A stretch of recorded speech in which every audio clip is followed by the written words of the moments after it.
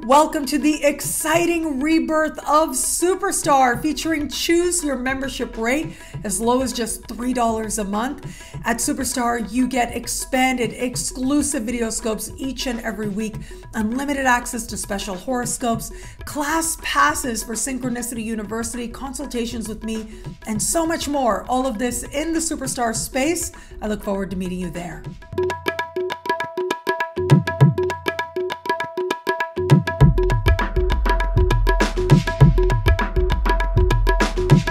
Hello, fabulous friends, fans, and superstars. Welcome to your horoscope for the week of February 6, 2022.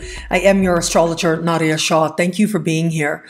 It is a remarkable astrological week without a doubt. Now, we do have big things happening this week, yes. Tuesday, Mars will trine Uranus. That will be very fortunate, very much a leap forward. And then on Friday, we're going to have the last of three Mercury-Pluto conjunctions. And so this will be a big deal as well for the way in which it's going to help us to understand the Venus retrograde season, especially what took place with Venus in December, but to understand it in new ways on a mind level. And I'm actually going to come back to these energies, but for this video, I do want to spend some time talking about what's coming up a little further down the road, specifically March 6th. That is when we are going to have Venus conjunct Mars at 0 degrees of Aquarius. Now, on the 16th of this month, which is next week, Venus and Mars will conjunct in the sign of Capricorn as well, because right now Venus is slowly gaining traction. She's going to conjunct Mars, but then Mars is going to move forward, then Venus is going to catch up, and then they meet again at 0 degrees of Aquarius. And I actually think that this meeting of Venus and Mars is possibly one of the most important alignments to take place of the year. And I want to explain that a little bit, and I just feel like I have so much to say. And so I'll try to sort of pace it out in the weeks ahead. But I did want to be sure to talk about some things that have been coming to the forefront for me as I consider the symbolism of this very powerful and meaningful conjunction and the fact that it's taking place at 0 degrees of Aquarius.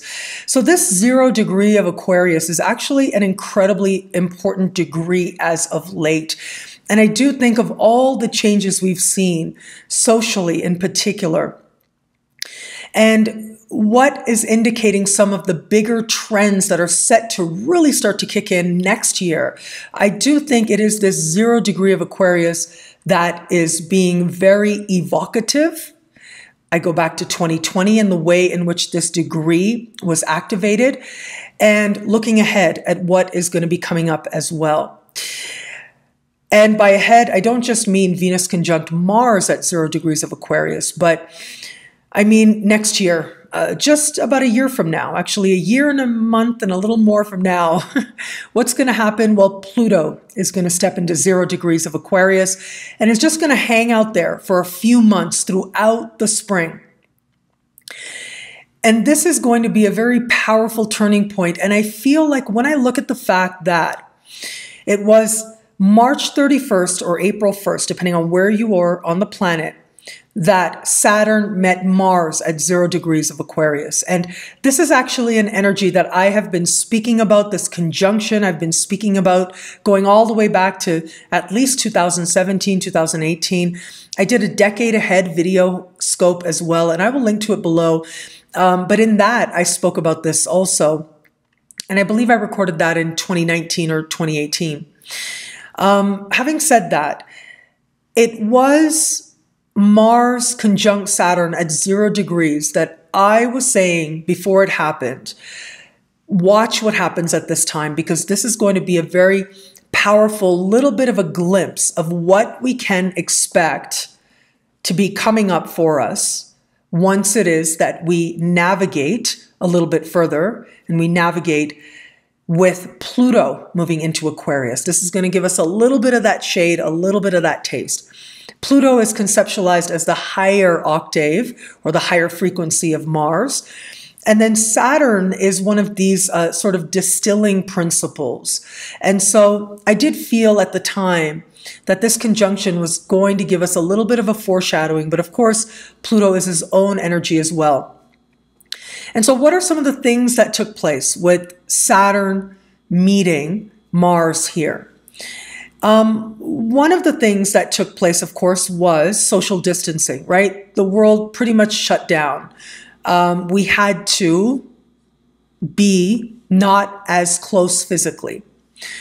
In an instant, all of life sort of felt like it became virtual. It moved online. But another thing that happened that I've really been contemplating very deeply recently, a couple of things. So one of the things that happened was that overnight oil became worthless, right? Like it basically cost more to hold on to oil than it did to just give it away. And I remember way back, like if we go back even a little bit further than this, and I was talking about the conjunction of Saturn and Pluto. Lots of people were talking about this conjunction. I was certainly right there talking about it as well. Very hot topic in astrology at the time. And I actually think it continues to be. Now that conjunction took place as we were in Capricorn. So it wasn't anywhere near 0 degrees of Aquarius. But I remember saying at the time that the last time this conjunction happened of Saturn and Pluto in the sign of Capricorn, this was a dramatic change in what we understood power to be and who had the power. And it was actually this very profound reconfiguration of our relationship to higher power, our relationship to God. And so what happened at that time was the Protestant Reformation, and it was basically rooted in this notion that we should not need intermediaries in order to go to our higher power, in order to go to our Creator, in order to go to God. And this idea at the time was blasphemous. It was absolutely revolutionary in the West. This idea was unheard of. But ideas don't just come out of nowhere, right? They don't pop up out of nowhere. Everything is rooted in something else. Everything has an evolution, every idea. And yes, sometimes you get, people who stand out as unique thinkers or leaders, but really all ideas are rooted in something else, just like all inventions are rooted in something else. And so what happened before we had this conjunction 500 years ago and the Protestant Reformation? Well, what happened was the great conjunction of Jupiter and Saturn in Aquarius. And that was the very beginning, the seed of the printing press. And what the printing press did was it made access to information and wisdom and knowledge accessible to more people than ever before in human history. Up until then, it was only people who were in academia, people who were from wealthy backgrounds, people who were in the priesthood who had that privilege of being able to read. Everyone else pretty much didn't need to read. There was really no function of it. And then all of a sudden, books become widely available. And one of the big things that happened because of that, especially we look at European history, is that people could start reading the Bible for themselves. And up until then, throughout Europe, there was the Bible, but it was in a sort of secret language, if you will, right? It was in Latin. It was written in a type of Latin that not a lot of people understood. It wasn't really an accessible language. And so really it took the priests to act as intermediaries, to tell you what it was that the Bible was saying and what that was going to mean for you, how to interpret it. And then all of a sudden, the Bible starts being translated into local languages. People start reading it and they start talking about what it means. And they start forging a relationship for themselves with higher power. And this was something that really was unheard of before it started happening and before more and more people said, no, I want to do this and I'm going to do this. And if it were not for the printing press, I would say that the Protestant Reformation would not have occurred, would not have been able to happen. It was because people had access to literature, to the Bible, because they were sitting in their own spaces in their own time and figuring out what it meant for themselves, that they started to tap into that power and that knowing and that conviction that this is something that they could do and deserve to do. Okay, so fast forward, right? We have the conjunction of Pluto and Saturn that took place about 23 of Capricorn, and that happened in January of 2020. And I said at the time, we are going to reconfigure our understanding of higher power. A shift is going to take place here, but it's the very beginning. It's the very beginning. And it may take centuries to unfold. And yet, I've thought about that quite a bit since then. There is a futurist and inventor. He's not an astrologer. His name is Ray Kurzweil. And Ray Kurzweil, he's talked a lot about what his predictions of the future are. And one of the things, and one of his ideas I remember very clearly, was that he said, all growth is exponential. And so you think about how long it took for humanity to harness electricity. And then the amount of time it took humanity to start using that electricity to create factories, and the amount of time it took humanity and people to create these, highly technical urban centers. And you can see it's not that it took us of documented history. Well, look, of course, human beings are over 200,000 years old. I believe we are about 225,000 years old or so. But our understanding of documented history and literature and documented mythology goes back about 6,000 years. Well, in those 6,000 years, it took us, about 6,000 years to get to the place just of documented history, to harness electricity. But it took us much less time to then start harnessing other types of power, right? And so you can see how growth is exponential. We can look at it from technology perspective, right? It took us a really long time to make the radio.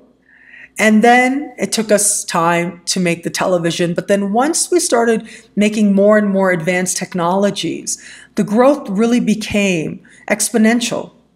What used to take 100 years for humanity to figure out, now, because growth is exponential, it might take a few months. It might take a year. We're able to make these huge advancements that used to take us many decades, perhaps even centuries. All growth is exponential. And so before, I remember thinking that, okay, this may take centuries to really unfold, but I'm starting to rethink that quite a bit, because I think that if our practical growth in terms of our inventions is exponential, so too is our spiritual growth. Our spiritual growth is exponential as well.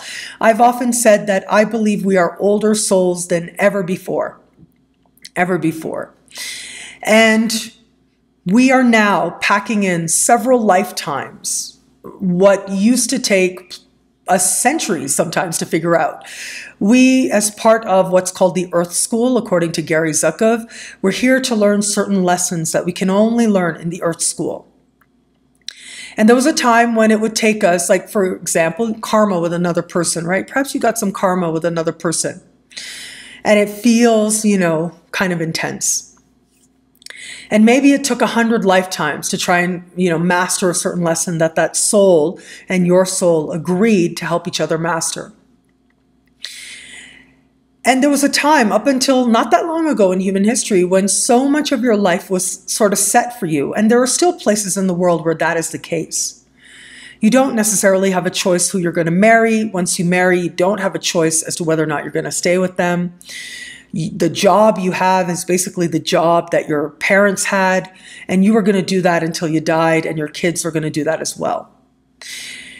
But now we're packing in several lifetimes into one. So we are packing in several different careers over one lifetime. We're able to resolve a lot of karma and learn certain lessons that we're meant to learn from another person over the span of maybe a few years, maybe not necessarily needing to spend hundreds of lifetimes and years with them. And in some cases, that's a really, really good thing, right? But of course, some soul contracts are strong. And some karmic contracts are not necessarily just those that feel complex or feel like the lessons are hard. Many karmic contracts feel like blessings. They feel like love. They feel like going to a deeper level of learning than perhaps our soul knew before. But we're learning and growing at an exponential rate. Okay, so now let's step forward to a little bit more contemporary times and what has been taking place. And I'm going to come back to that Saturn-Mars conjunction at 0 degrees of Aquarius. So yes, the world shut down. Energy, right? Like, who has power? This is a reconfiguration of power that we're in the midst of. And right now, the world in which we have co-created together means that many places in the world, places that have oil and people who have oil have power, have the power. What happens if oil becomes worthless? Where does power go then? And so what we saw at the time was, of course, tech companies, technologies that were about connecting us to each other, just really gained a lot of traction, gained a lot in terms of impact, and of course in terms of their reach as well. We saw this huge growth of technologies, for example, like Zoom. Zoom was always there. I was using Zoom to teach for many years before the pandemic started. And then all of a sudden there was this huge growth of Zoom. Everybody was using it. Okay, but here's another thing. The energy of Aquarius is also one of change. It is one of equality, one of revolution. And when we look at what started happening in the spring, especially in the later spring of 2020, as Saturn stationed at 1 degree and started slowly moving backwards in June, reached 0 degrees of Aquarius again. This was sort of the height of the Black Lives Matter movement, which was rooted in a desire for equality, which is part of the energy of Aquarius as well. Aquarius is fixed air. It is the energy of thought. And on a level of mind, mind is the great equalizer. Just like people have birth charts, countries have birth charts. And when you look at the charts and the birth charts of countries that have a lot of Aquarian energy, like perhaps they have an Aquarian moon, like for example, the United States, or an Aquarian sun, these are countries where principles of equality are emphasized as part of their identity. And these tend to be countries where things like education are emphasized as well, because the development of the mind is also the great equalizer. This goes back to the start of the Age of Aquarius. I have an Age of Aquarius. When did the Age of Aquarius when did the Age of Aquarius begin? I'll link to that video below. And in that video, I talk about how what's called the Cartesian split, this idea that I think, therefore I am, that was revolutionary at the time. And that idea came forward with the discovery of Uranus, Aquarius's modern ruling planet. And so I think, therefore I am, that is actually a great equalizing principle, because what that's saying is my shell, my body is one thing, but mind is another. Matter is one thing, spirit is another. Well, on a level of spirit then, if spirit is a whole other thing, you can't judge somebody's spirit based on their body, based on their appearance, based on their race, based on their gender or gender identity. And so this idea, I think, therefore I am, is actually a very revolutionary principle, but it's a principle from which the modern human rights movement and equality movements have been able to take place. Okay. And so what started happening, we started seeing this talk, and a lot of emphasis has been placed on the fact that the Black Lives Matter movement was rooted in the South Node moving into the sign of Sagittarius. And certainly nothing is isolated, right? Nothing exists in a vacuum. That absolutely is part of it. But you cannot de-emphasize the fact that Saturn moving towards that 0 degree hanging out at 1 degree, 0 degree. All of this really started very strongly at that time. The activation of 0 degree Aquarius was part of what brought on a larger sort of sweeping conversation as to what equality means. What do human rights mean? Where is it that spirit is the same as everyone, mind is the same as everyone? So it's a very powerful example of what happens at this very beginning of the energy of Aquarius. Okay, so now fast forward, okay? It was December 19th. That is when we had the Great Conjunction. The world was abuzz about the Great Conjunction of Jupiter and of Saturn. It had been 600 years since Jupiter and Saturn had met in the sign of Aquarius, and now this century they are going to meet twice. And so this was very powerful to have these two planets meet. There is a very well-established documentation going back millennia of astrologers looking at the Great Conjunction, which takes place every 20 years, and how they take place in clusters of elements. So every 200 years or so, a different element will be emphasized, and how that shows the evolution of the world, really. How we grow, how we change, what matters to us, what we focus on. Well, after 200 years of basically Earth, I mean, other than 1980 when we had the Great Conjunction in Libra, air, we got a little bit of taste of air. For the most part, it's been Earth. And we've seen these huge growth of commerce. Now, here's something interesting to consider in that as well. When you go to ancient cities, or when you go to older parts, well-established parts of the world, so I'm thinking not only of Europe, right, but I'm thinking also of the Americas as well. Up until very recently, and still in many places it is not the case, but really, for the most part, the tallest building in just about every town was a religious site, a religious building. Now we see this in the Americas as well. The Americas are filled with ancient cities. I'm thinking specifically because I've lived in Mexico for coming up to a decade now, just about. Ancient cities like Chichen Itza, like Teotihuacan. These places were once thriving centers. And what is in the middle? What is the tallest structure? It's a pyramid. And when you're looking at a pyramid, what you're seeing is a temple, right? That's essentially what a pyramid is. Anywhere you go in the world, you see a pyramid. That is an ancient temple that you are looking at. And so it was religious structures that stood as the tallest structures in a given city or a town or a region.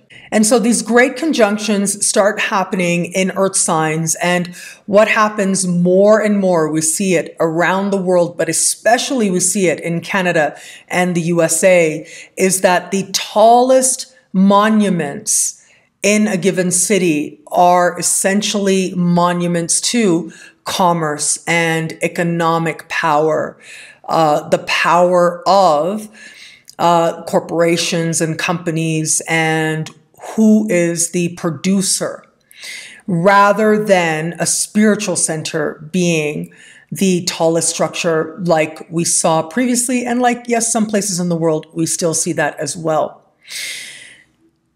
This is fascinating on a lot of different levels, but let me just bring this back and make sure that I emphasize the 0 degree Aquarius, why this matters so much.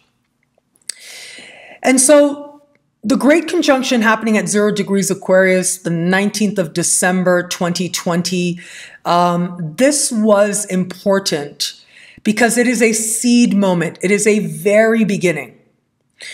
And this represents the beginning of what will become, the beginning of us starting to expand and understand the power of mind. And mind is the great equalizer. Okay, so far, what energies have we seen here? We've seen Saturn and Mars in the spring of 2020, these heavy, intense energies, showing us just how challenging it can be, what a stark difference it can be.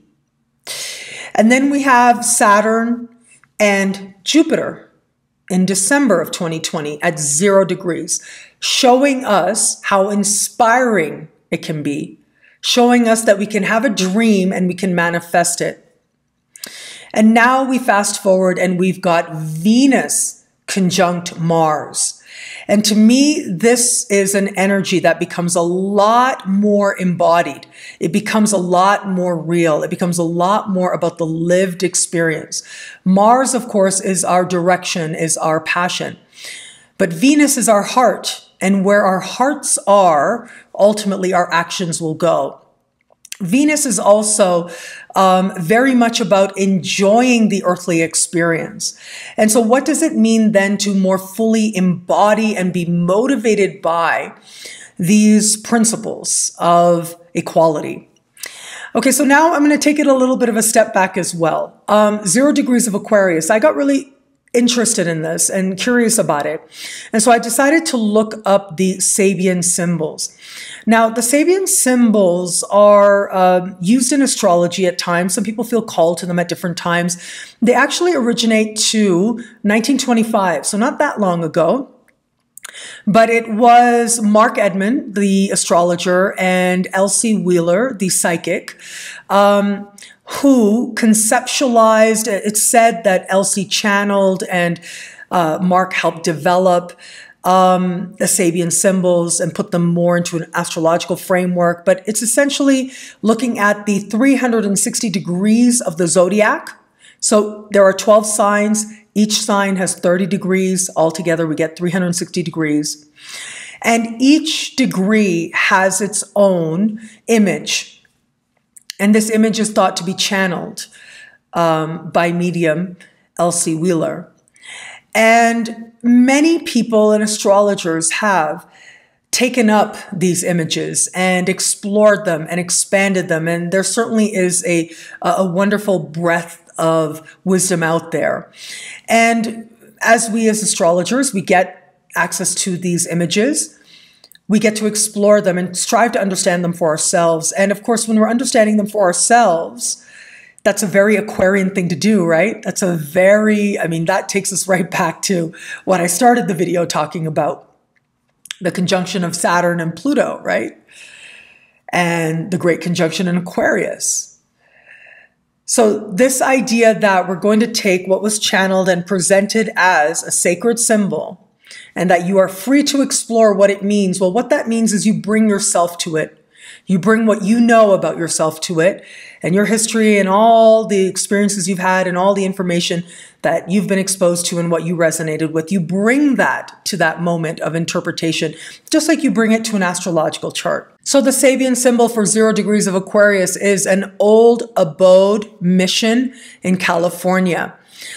This is quite fascinating to me for a few reasons. What is an old abode mission? It's essentially a church, and in California. So what this depicts is, if you think about this idea of settlers moving west, right? The great west, the great unknown, the Wild West, as it was called. There was this phenomenon that happened. In particular, we saw it in the 1800s and into the 1900s as well, where settlers who started out, European settlers to North America, rather I should say Canada and the US, started out on the East Coast and started moving further and further west. And so repeatedly treaties were created that's, sort of said, okay, us settlers are only going to go this far, and with the indigenous people, and repeatedly those treaties were discarded and broken and just thrown away, much to the dismay of the indigenous people. As I was thinking about this image, this idea of sort of, we have the people who want a better life and they're sort of wandering further and further west. But then you also have interests that are more rooted in those great conjunctions in Earth. who are thinking more in line of going out there to exploit the resources so that they can make money. And then you had the people who really felt that maybe they didn't have a lot of opportunity and they were going out west so that they could, on the one hand, try to make money, to get a job. But on the other hand, also a very powerful part of that was reinventing yourself and having something of your own as well. And so what we saw as people started going further and further west is that they started setting up these abode missions, which is a church.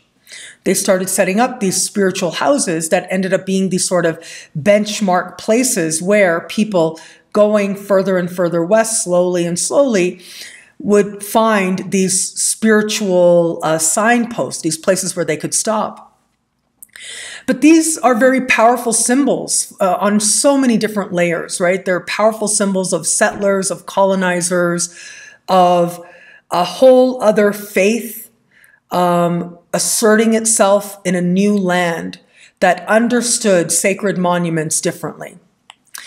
And so I looked at this image, and the first thing I thought of, I'll tell you, the first thing that came to mind was Crazy Horse. So Crazy Horse is a indigenous Lakota legendary warrior. Now he was connected to, and forgive me, I'm going to give you a very crude sort of interpretation of history. He was connected to the Black Hills War of 1876. And essentially it was rooted in this notion, in this idea that to the indigenous people, the mountains themselves were a temple. I mean, they felt so deeply connected to these mountains. It wasn't just their home. This was from which they arose. This was beyond sacred, right? This was beyond just a church that a person could conceptualize and put together. It was truly the place from which they came. And it was the most sacred temple that they could conceptualize of, that they understood. And essentially, this was a place where people wanted to mine. That wasn't okay with the indigenous people. With Crazy Horse, they fought back. They won an immediate battle. But as a result, they ended up a propaganda started to spread that these people could not be trusted, that they, were not, well, of course, lots of propaganda. It is a very common thing for colonizers to spread propaganda about indigenous people as savage. And that's basically what happened. And so essentially that is sort of seen as the beginning of the very conscious, very blatant, very open attempted genocide of the indigenous people of Canada and the US, even though there was some of that absolutely before, but at least before it was more like oppression and exploitation. This is by some historians and some academics as conceptualized as the turning point from when colonizers started going towards genocide. So forgive me for being so crude in my telling of history. And certainly I understand if some people feel that my telling of that history is a little bit biased. It is. I feel such love for the indigenous people of the Americas, being Canadian myself. So essentially this, yes, was the beginning of the end. Eventually, Crazy Horse was killed. And the whole point was really to mine this mountain for the minerals that were in it and the stones that were in it. And this was beyond blasphemous. This was a violation so gross to the indigenous people. It was looting, not just a temple, but much more than that. But this was their monument. This was seen as the monument of who has the power. And it was understood that the earth as creator, as parent, as mother, is the most powerful. And okay, fast forward to now. All of that is to say, I I think it is so interesting that this 0-degree Aquarius, Sabian symbol, and how 0 degrees of Aquarius has been so powerfully lit up as of late in 2020. And now here we are sort of on the other side of it, but also preparing for March 2023, when Pluto will reach 0 degrees of Aquarius. And that Pluto reaching 0 degrees of Aquarius is a very powerful thing. That is going to be truly when it feels as if all the events that have been happening in end of March 2020, in December 2020, and now March 6th of 2022, I think a lot of that is going to distill, become more focused, become a lot more active. And so it is very important to watch what could be coming up. When you think about the 0-degree Aquarius symbol, consider how the indigenous movement, this temple, this monument, that crazy horse felt such a deep connection to and wanted his equality, wanted that asserted. Consider how that could be connected to what we have seen so far, particularly in 2020. Of what is the equalizing principle? What does it mean to demand equality? What does it mean to stand up? And how do we do that? How is it that in wanting an equalizing principle, what are the different ways in which that can come about? And what does that actually mean to different people? I think all of that is going to be part of the conversation, but especially with Venus meeting Mars. Consider, of course, Mars the activating principle. And that can be a very powerful thing in and of itself. Mars is an activating principle. But then you've got Venus there. So there's love, there's care, there's a willingness to be open, but there's also a desire to in some way embody, in some way manifest. And I think that this 0-degree Venus conjunct Mars on the 6th of March, my hope is that this is a symbol of us wanting to be better, us wanting to be more loving towards each other, us wanting to consider what it would mean to bring heart to the desire for more equality for more people. One thing to keep in mind, right, is that we now, when you look at the earth and you look at all the people that exist on earth, more people now than ever before, a higher percentage of the world population than ever before, live in greater equality, greater peace, and greater prosperity than ever before. And that doesn't mean that there isn't still a long way to go on a lot of fronts, but it can mean that we can at least be grateful and acknowledge the strides that have been made. So having Venus conjunct Mars at 0 degrees of Aquarius, how is it that we bring openness and open hearts in particular to that very desire to see ourselves in each other?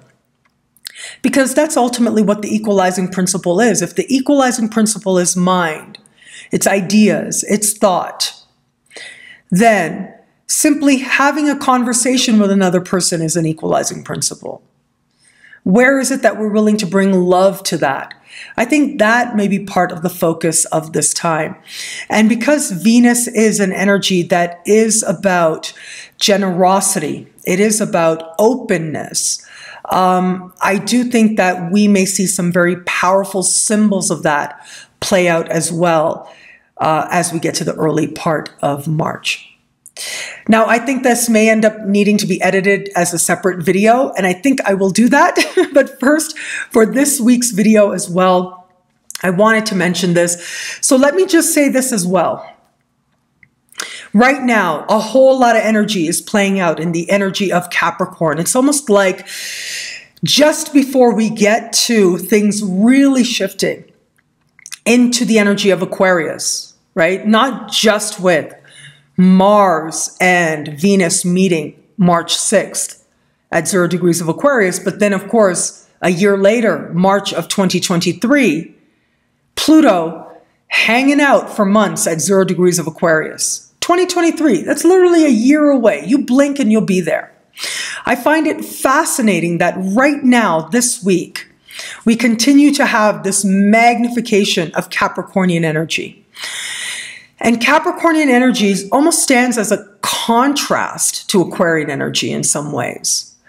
Capricornian energy is about the structures, right? What's been done, what we have inherited in some ways, the legacy we bring forward. It's Cancer, it's opposite sign that speaks to our ancestors, but Capricorn is what we do with what our ancestors give us, how we carry that forward, how we carry forward those traditions, how we affirm the wisdom of the ancestors.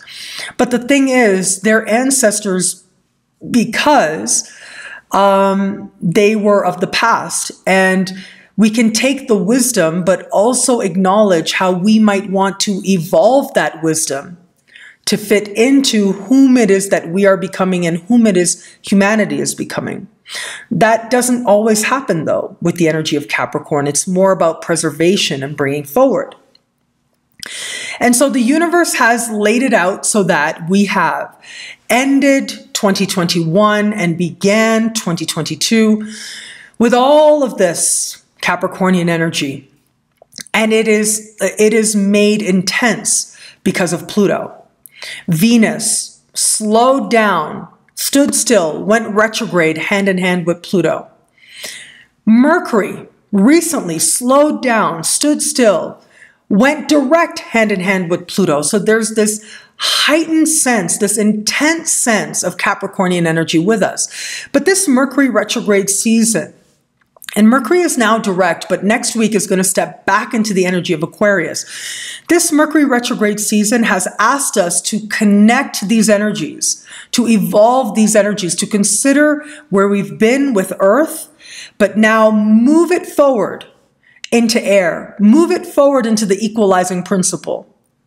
This year of 2022, the Mercury retrogrades all will connect Earth and air. So it's almost like this larger lesson that's playing out at this moment, right? It's almost like the universe is setting the stage for us to move out of this era of Earth, this era of great conjunctions defined by Earth and manifesting and money and the power that that entails, and now move into a world of ideas.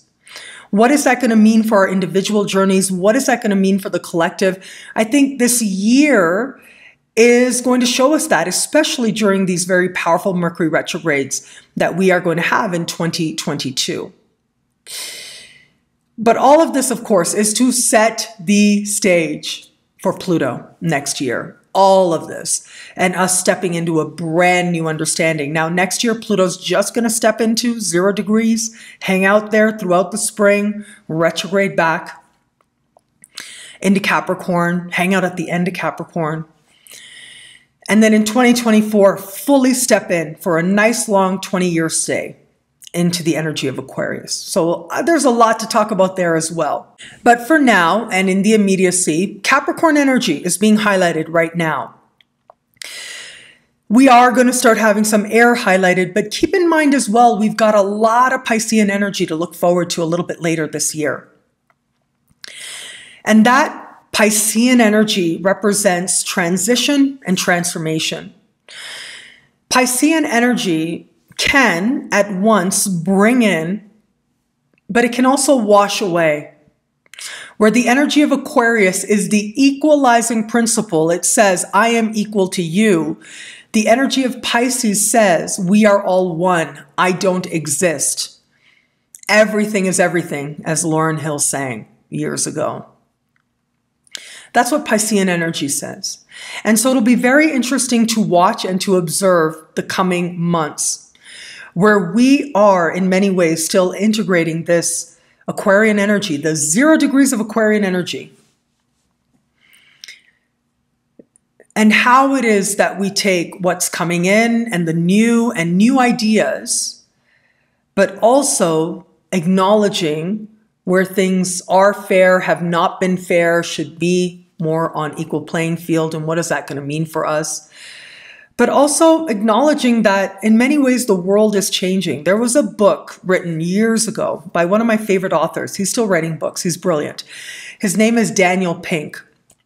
His books, I mean, he's one of the few people that when he puts out a notice that says, please pre-order my book, he must be one of the only authors that I'm always sure to pre-order their book. He is just that brilliant. And so one of his books is subtitled How Right-Brainers Will Rule the World. And it's, I don't remember the exact title, but it's basically rooted in this idea that the previous past economy was rooted in things like manufacturing. But we are increasingly moving in a direction where it's creativity, right? It's ideas that are going to rule the future economy. And it's the people with creativity, it's the people with the ideas that are going to be at the forefront of not only economic development, but also the forefront of the economies around the world.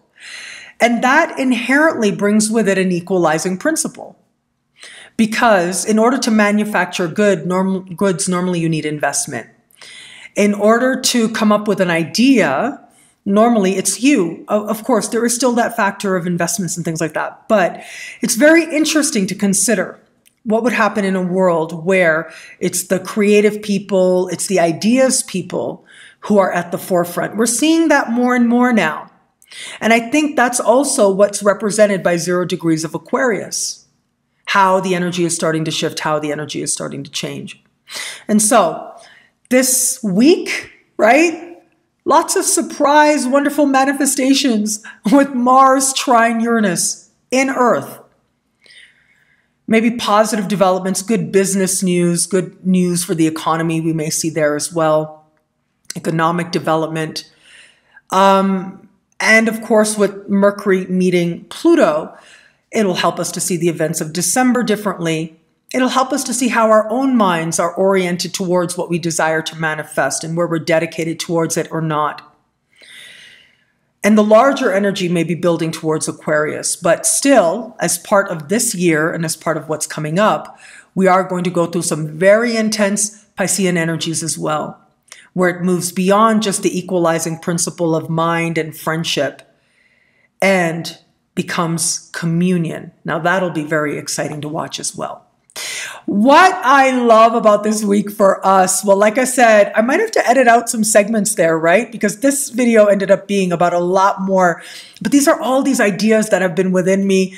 I just had to share, and I'm sure more ideas will come about, and it's so much fun to share. And I love ideas. What can I say? I am an Aquarius sun. Yes, it is true. But what I love about this week for us, if I had to choose just in the context of this week, look, Mars in Capricorn, trine Uranus in Taurus.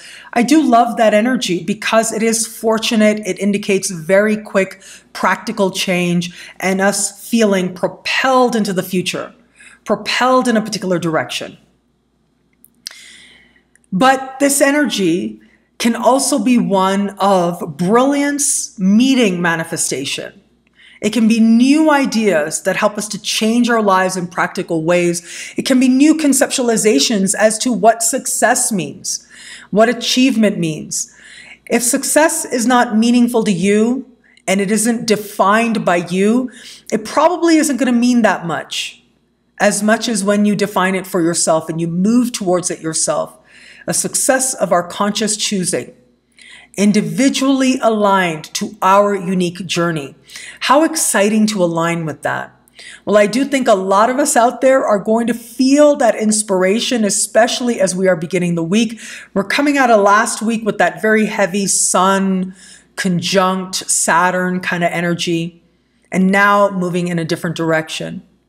And that, at least as we start the week, can bring a genuine sense of aligning with a more fortunate and prosperous future. Well, thank you so much for watching. What do you love about this week? Let me know in the comments below. I love reading you guys, and to prove it to you, here are some of my most recent favorite comments.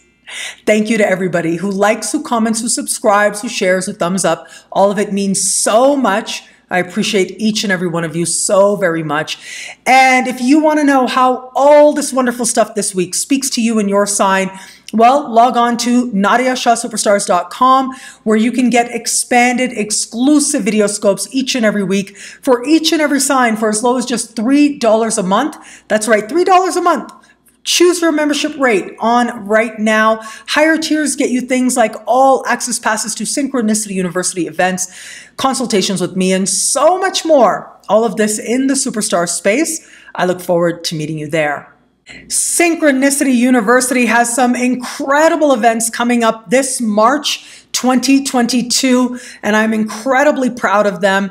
Well, look, let me start off by talking about my own classes that are going to be coming up, or at least continuing into the winter.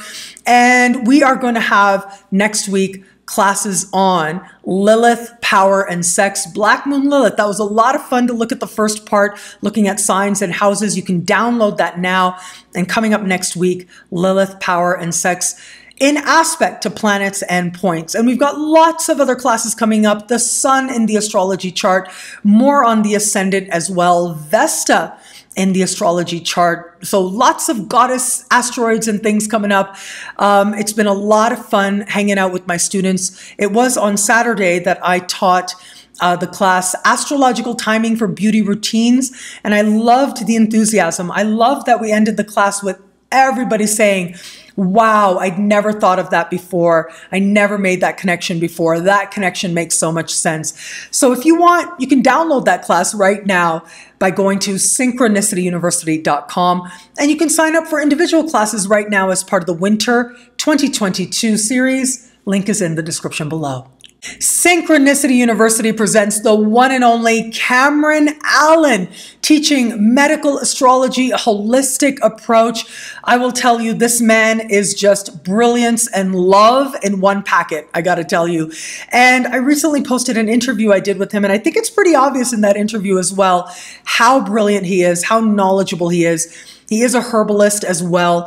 And so he really does take a very holistic approach to understanding how to approach the chart from a medical astrology perspective, rooted in ancient techniques, but also bringing that sense of understanding of our consciousness, bringing that understanding of herbalism.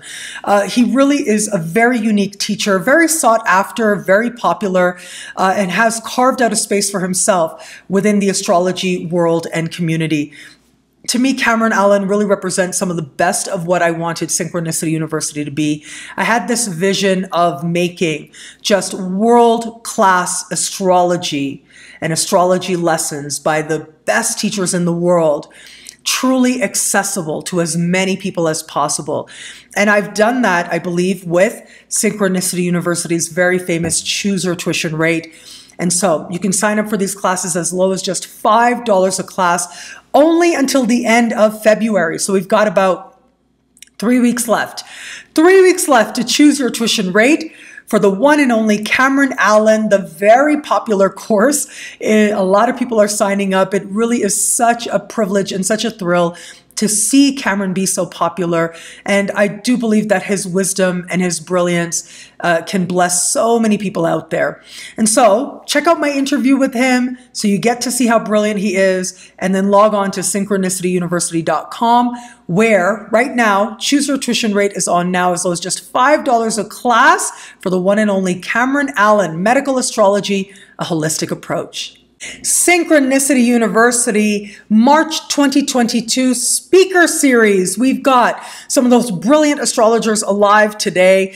And if you sign up before the end of February, you can choose your tuition rate as low as just $5 a class. Boy, am I excited to celebrate these incredible teachers with you.